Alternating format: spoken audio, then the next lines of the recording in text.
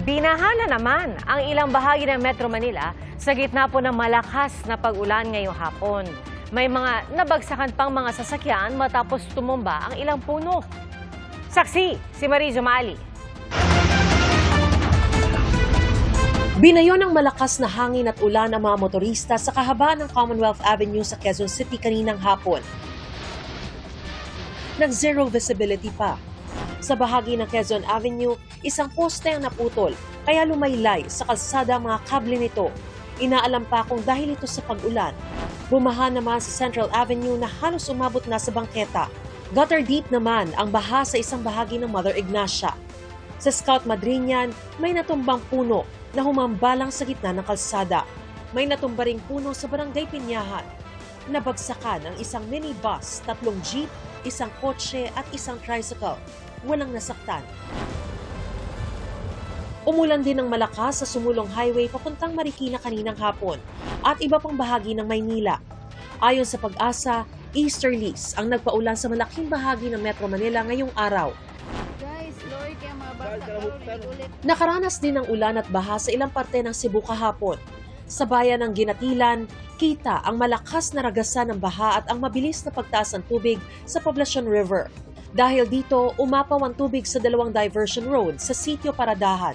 Kusog sa baha, ang mga upland po ng mga barangays is na kuan po nagbaha, and then ang kuan tanan nga baha natigom siya sa kanang kuan Poblacion River kay siya may kanang outlet gyud padulong sa dagat siya major river. Bumara raw ang mga tinambak na lupa roon.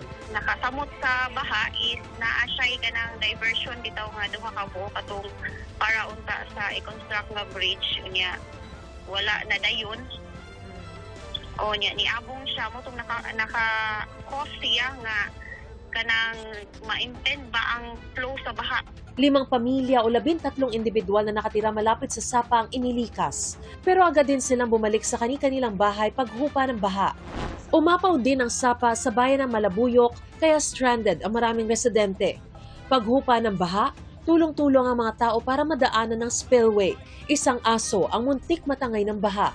Ayon sa PDRRMO, 4 na barangay sa Ginatilan at 1 barangay sa Malabuyok ang apektado. Nagliparan naman ang mga bubong at nasira ang ilang bahay sa Tigbawan, Iloilo. Kasunod yan ang pagtama roon ng buhawi sa Barangay Buyuan. Sa tala ng barangay, 8 bahay ang napinsala. Bukod sa buhawi, umulan din sa lugar na nagdulot ng pagbaha. 80 pamilyang apektado. Nagkamudslide din sa Barangay Lanag Norte sa bayan ng Tubungan. Natumba naman ang ilang nakaparadang motorsiklo sa gilid ng kalsada. Nagsagawa ng clearing operation doon ng LGU. Para sa GMA Integrated News, ako si Marie Zumali ang inyong saksi. Mga kapuso, maging una sa saksi. Mag-subscribe sa GMA Integrated News sa YouTube para sa iba't ibang balita.